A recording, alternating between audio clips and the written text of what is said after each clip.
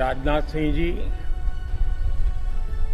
Chief of defence staff general Bipin Rawat, थल सेना, नौसेना और वायुसेना अध्यक्ष, रक्षा सचिव, एनसीसी महानिदेशक और देश भर से यहां जुटे राष्ट्रभक्ति की ऊर्जा से ओतप्रोत एनसीसी कैडेट्स, आप सभी युवा साथियों के बीच जितनी भी पल बिताने का मौका मिलता है, एक बहुत ही सुखद अनुभव देता है। अभी जो आपने यहां मार्च पास किया, कुछ कैडेट्स ने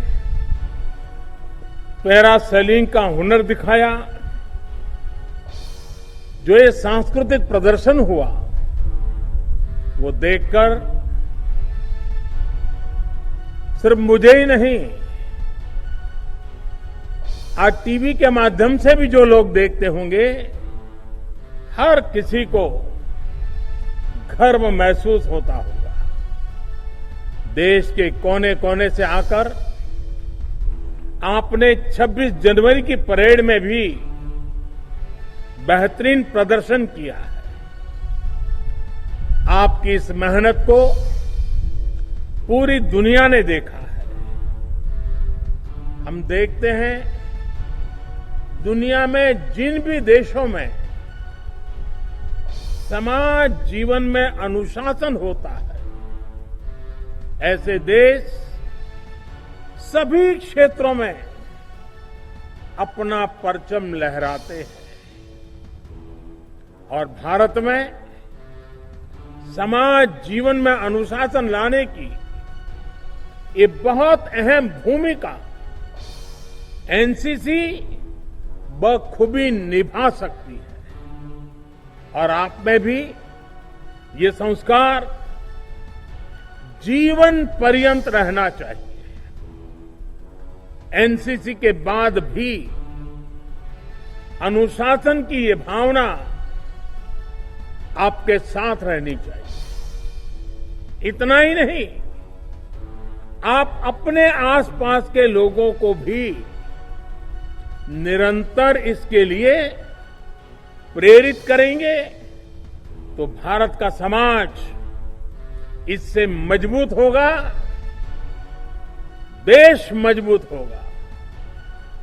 साथियों, दुनिया के सबसे बड़े यूनिफॉर्म यूथ ऑर्गेनाइजेशन के रूप में एनसीसी ने अपनी जो छवि बनाई है, वो दिनों दिन और मजबूत होती जा रही है।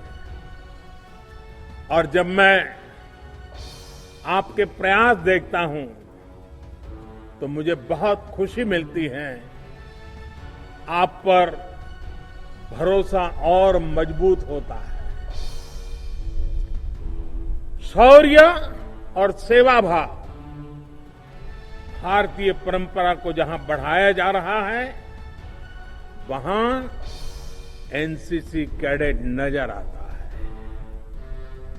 जहां संविधान के प्रति लोगों में जागरूकता पैदा करने का अभियान चल रहा है, वहां भी एनसीसी कैडेट्स दिखते हैं। पर्यावरण को लेकर कुछ अच्छा काम हो रहा है, जल संरक्षण या स्वच्छता से जुड़ा कोई अभियान हो, तो वहां एनसीसी के कैडेट जरूर नजर आते हैं।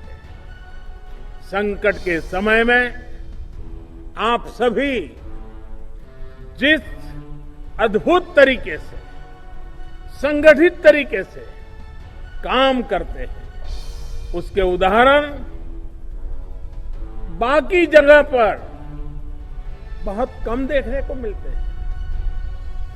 बाढ़ हो या दूसरी आपदा, बीते वर्ष एनसीसी के कैडेट्स ने मुश्किल में फंसे देशवासियों की राहत और बचाव में सहायता की। कोरोना के इस पूरे कालखंड में लाखों लाख कैडेट्स ने देश भर में जिस प्रकार प्रशासन के साथ मिलकर, समाज के साथ मिलकर काम किया है, वो प्रशंसनीय है। हमारे संविधान में जिन नागरिक कर्तव्यों की बात कही गई है, जिनकी हमें से अपेक्षा की गई है, वो निभाना सभी का दायित्व है। हम सभी इसके साक्षी हैं कि जब सिविल सोसाइटी, स्थानीय नागरिक अपने कर्तव्यों पर बल देते हैं, तब बड़ी से बड़ी चुनौतियों को भी हल किया जा सकता है। जैसे आप भी भली भांति जानते हैं कि हमारे देश में एक समय में नक्सलवाद, माओवाद कितनी बड़ी समस्या थी। देश के सैकड़ों जिले इससे प्रभावित थे, लेकिन स्थानीय नागरिकों का कर्तव्य भाव और हमारे सुरक्षा बलों का शौर्य साथ आया तो नक्सलवाद की कमर टूटनी शुरू हो गई। अब देश के कुछ गिनती के जिलों में नक्सलवाद सिमट कर रह गया है। अब देश में न सिर्फ नक्सली हिंसा बहुत कम हुई है, लेकिन अनेकों युवा हिंसा का रास्ता छोड़कर विकास के कार्यों में जुड़ने लगे हैं। एक नागरिक के तौर पर अपने कर्तव्यों को प्राथमिकता देने का प्रभाव हमने इस कोरोना काल में भी देखा है। जब देश के लोग एकजुट हुए, अपना दायित्व निभाया, तो देश कोरोना का अच्छी तरह मुकाबला भी कर पाया। साथियों, ये कालखंड चुनौतीपूर्ण तो रहा, पर ये अपने साथ अवसर भी लाया। अवसर चुनौतियों से निपटने का, विजयी बनने का। अवसर देश के लिए कुछ कर गुजरने का। अवसर देश की क्षमताएं बढ़ाने का। अवसर आत्मनिर्भर बनने का। अवसर साधारण से असाधारण, असाधारण से सर्वश्रेष्ठ बनने का। इन सब लक्ष्यों की प्राप्ति में भारत की युवा शक्ति की भूमिका और युवा शक्ति का योगदान सबसे महत्वपूर्ण है।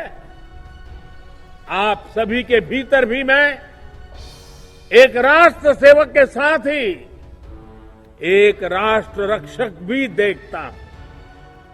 इसलिए सरकार ने विशेष प्रयास किया है कि एनसीसी की भूमिका, उसका और विस्तार किए जाए। देश की सीमावर्ती और समुद्री किनारों की रक्षा और सुरक्षा से जुड़े नेटवर्क को सशक्त करने के लिए एनसीसी की भागीदारी को बढ़ाया जा रहा है।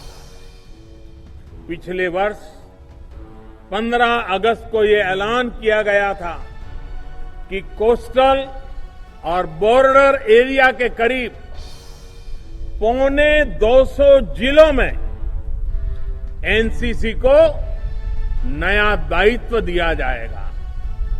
इसके लिए लगभग 1 लाख एनसीसी कैडेट्स को आर्मी, नेवी और एयरफोर्स ट्रेन कर रही है।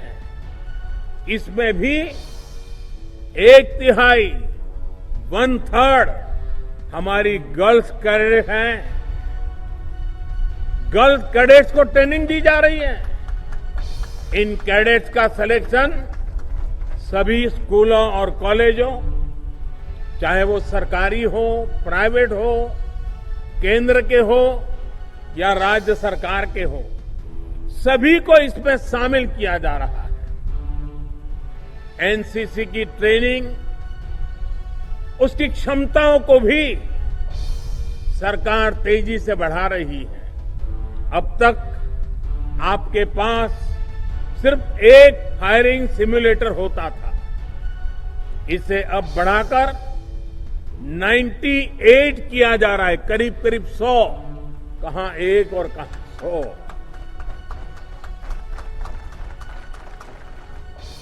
माइक्रो लाइट फ्लाइट सिम्युलेटर, उसको भी 5 से बढ़ाकर 44 और रोविंग सिम्युलेटर को 11 से बढ़ाकर 60 किया जा रहा है। ये आधुनिक सिम्युलेटर एनसीसी ट्रेनिंग की क्वालिटी को और सुधारने में मदद करेंगे। साथियों, ये आयोजन अभी जिस ग्राउंड पर हो रहा है उसका नाम फील्ड मार्शल के.एम. करियप्पा जी के नाम पर है। वो भी आपके लिए बड़ी प्रेरणा है।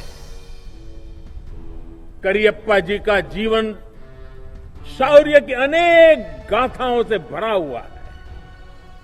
1947 में उनके रणनीतिक कौशल की वजह से भारत को युद्ध में निर्णायक बढ़त मिली थी। आज फील्ड मार्शल के.एम. करियप्पा जी की जन्म जयंती है। मैं सभी देशवासियों की तरफ से, आप एनसीसी के कैडेट्स की तरफ से उन्हें आदरपूर्वक श्रद्धांजलि अर्पित करता हूं। आप में से भी अनेक साथियों की ये प्रबल इच्छा होगी कि आप भारत की डिफेंस फोर्सेस का हिस्सा बने। आप सभी में वो सामर्थ्य भी है और सरकार आपके लिए अवसर भी बढ़ा रही है।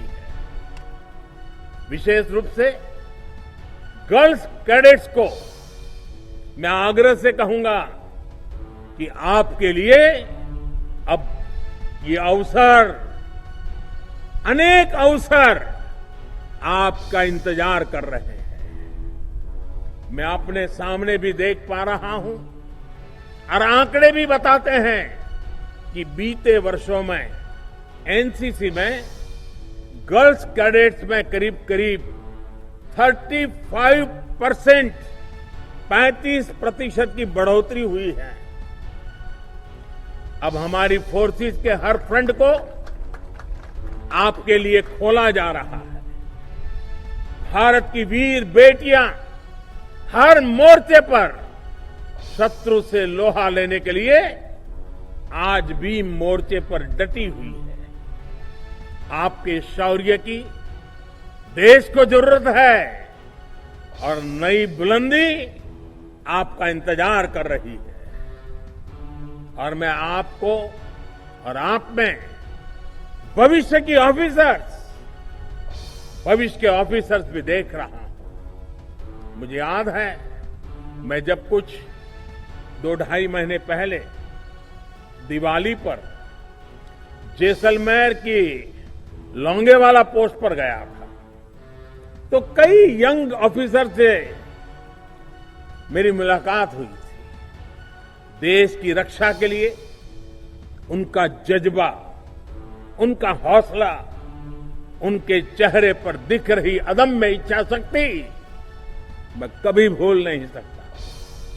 साथियों, लोंगेवाला पोस्ट का भी अपना एक गौरवमयी इतिहास है। सन 71 के युद्ध में लोंगेवाला में हमारे वीर जाबाजों ने निर्णायक विजय प्राप्त की थी। तब पाकिस्तान से युद्ध के दौरान पूर्व और पश्चिम के हजारों किलोमीटर लंबे बॉर्डर पर भारत की फौज ने अपने पराक्रम से दुश्मन को धूल चटा दी थी। उस युद्ध में पाकिस्तान के हजारों सैनिकों ने भारत के जांबाजों के सामने सरेंडर कर दिया था। सन 71 की ये जंग भारत के मित्र और हमारे पड़ोसी देश बांग्लादेश के निर्माण में भी सहायक बनेंगे। इस वर्ष इस युद्ध में विजय के भी 50 वर्ष हो रहे हैं। भारत के हम लोग 1971 की जंग में देश को जिताने वाले भारत के वीर बेटे बेटियों के साहस, उनके शौर्य, आज पूरा देश उन्हें सैल्यूट करता है। इस युद्ध में देश के लिए जो शहीद हुए,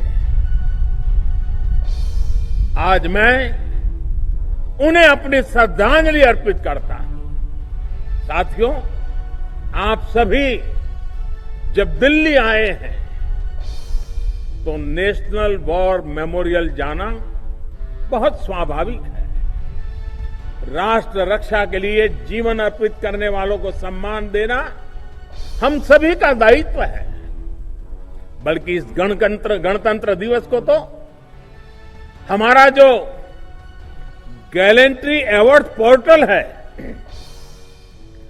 www.gallantryaward.gov.in उसको भी नए रंग रूप में रीलॉन्च किया गया है। इसमें परमवीर और महावीर चक्र जैसे सम्मान पाने वाले हमारे वीर सैनिकों के जीवन से जुड़ी जानकारियां तो है। आप इस पोर्टल पर जाकर इनकी वीरता को नमन कर सकते हैं। और मेरा एनसीसी के वर्तमान और पूर्व सभी कैडेट से आग्रह है कि आपको इस पोर्टल पे जाना चाहिए, जुड़ना चाहिए और लगातार उसके साथ एंगेज रहना चाहिए। साथियों, मुझे ये भी बताया गया है कि जो एनसीसी डिजिटल प्लेटफॉर्म बनाया गया है उसमें अभी तक 20,000 से ज्यादा कैडेट जुड़ चुके हैं। इन कैडेट्स ने अपने अनुभव, अपने आइडियाज शेयर करना शुरू भी कर दिया है। मुझे विश्वास है कि आप सभी इसी प्लेटफॉर्म का ज्यादा से ज्यादा उपयोग करेंगे। साथियों, राष्ट्रभक्ति और राष्ट्र सेवा के जिन मूल्यों को लेकर आप चले हैं, उनके लिए ये साल बहुत महत्वपूर्ण है। इस वर्ष भारत अपनी आजादी के 75 वर्ष में प्रवेश करने वाला है।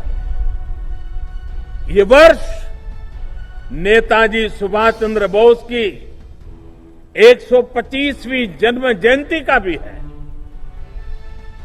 जीवन में प्रेरणा के इतने बड़े अवसर एक साथ आए, ऐसा कम ही होता है। नेताजी सुभाष, जिन्होंने अपने पराक्रम से दुनिया की सबसे मजबूत सत्ता को हिलाकर रख दिया था। आप नेताजी के बारे में जितना पढ़ेंगे उतना ही आपको लगेगा कि कोई भी चुनौती इतनी बड़ी नहीं होती कि आपके हौसले को डिगा सके। देश की आजादी के लिए अपना सब कुछ न्यौछावर कर देने वाले ऐसे अनेक वीर आपको अपने सपनों का भारत बनाते हुए देखना चाहते हैं। और आपके जीवन के अगले 25-26 साल बहुत महत्वपूर्ण है। ये 25-26 साल भारत के लिए भी उतने ही अहम है। वर्ष 2047 में जब देश अपनी स्वतंत्रता के 100 वर्ष पूरे करेगा, तब आपके आज के प्रयास भारत की इस यात्रा को मजबूती देंगे। यानी ये वर्ष एक कैडेट के रूप में और नागरिक के रूप में भी नए संकल्प लेने का वर्ष है। देश के लिए संकल्प लेने का वर्ष है। देश के लिए नए सपने लेकर के चल पड़ने का वर्ष है। बीते साल बड़े बड़े संकटों का जिस सामूहिक शक्ति से एक राष्ट्र एक मन से हमने सामना किया, उसी भावना को हमें और सशक्त करना है। हमें देश की अर्थव्यवस्था पर इस महामारी के जो दुष्प्रभाव पड़े हैं उसको भी पूरी तरह नेस्त नाबूद करना है और आत्मनिर्भर भारत के संकल्प को भी हमें पूरा करके दिखाना है। साथियों, बीते साल भारत ने दिखाया है कि वायरस हो या बॉर्डर की चुनौती, भारत अपनी रक्षा के लिए पूरी मजबूती से हर कदम उठाने में सक्षम है। वैक्सीन का सुरक्षा कवच हो या फिर भारत को चुनौती देने वालों के इरादों को आधुनिक मिसाइल से ध्वस्त करना, भारत हर मोर्चे पर समर्थ है। आज हम वैक्सीन के मामले में भी आत्मनिर्भर है और अपनी सेना के आधुनिकीकरण के लिए उतनी ही तेजी के से प्रयास कर रहे हैं। भारत की सभी सेनाएं सर्वश्रेष्ठ हो, इसके लिए हर कदम उठाए जा रहे हैं।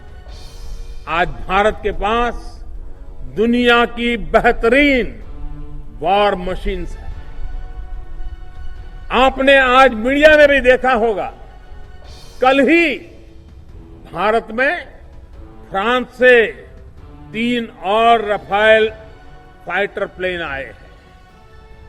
भारत के इन फाइटर प्लेन से मिड एयर ही रिफ्यूलिंग हुई है और ये रिफ्यूलिंग भारत के मित्र यूनाइटेड अरब अमीरात ने की है और इसमें ग्रीस और सऊदी अरब ने सहयोग किया है।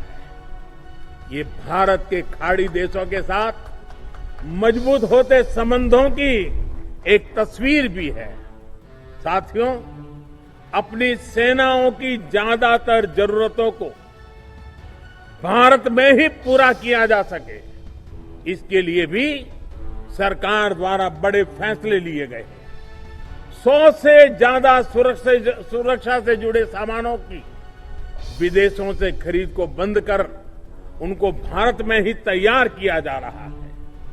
अब भारत का अपना तेजस फाइटर, हमारा तेजस फाइटर प्लेन समंदर से लेकर आसमान तक अपना तेज फैला रहा है। हाल में वायुसेना के लिए 80 से ज्यादा तेजस का ऑर्डर भी दिया गया है। इतना ही नहीं, आर्टिफिशियल इंटेलिजेंस आधारित वॉरफेयर में भी भारत किसी से पीछे ना रहे, इसके लिए हर जरूरी R&D पर फोकस किया जा रहा है। वो दिन दूर नहीं जब भारत डिफेंस इक्विपमेंट के बड़े मार्केट के बजाय एक बड़े प्रोड्यूसर के रूप में जाना जाएगा। साथियों, आत्मनिर्भरता के अनेक लक्ष्यों को आज आप साकार होते हुए देख रहे हैं, तो आपके भीतर गर्व का एहसास होना बहुत स्वाभाविक है। आप भी जब अपने दोस्तों के बीच में लोकल के प्रति उत्साह अनुभव कर रहे हैं, मैं देख रहा हूं कि ब्रांड्स को लेकर भारत के युवाओं की प्रेफरेंस में भी एक बड़ा बदलाव आया है। अब आप खादी को ही लीजिए। खादी को किसी जमाने में नेताओं के लिबास के रूप में ही अपने हाल पर छोड़ दिया गया था। आज वही खादी युवाओं की पसंदीदा ब्रांड बन चुका है। खादी के कुर्ते हो, खादी का जैकेट हो, खादी का दूसरा सामान हो, वो आज युवाओं के लिए फैशन का सिंबल बन चुका है। इसी तरह आज टेक्सटाइल हो या इलेक्ट्रॉनिक्स, फैशन हो या पैशन, त्योहार हो या शादी, लोकल के लिए हर भारतीय वोकल बनता जा रहा है। कोरोना के मुश्किल समय में भी भारत में रिकॉर्ड संख्या में स्टार्टअप्स बने और रिकॉर्ड यूनिकॉर्न देश के युवाओं ने तैयार किए हैं। साथियों, 21वीं सदी में आत्मनिर्भर भारत के लिए आत्मविश्वासी युवा, ये इसकी पहली शर्त है, बहुत जरूरी है। ये आत्मविश्वास फिटनेस से बढ़ता है, एजुकेशन से बढ़ता है, स्किल और उचित अवसरों से आता है।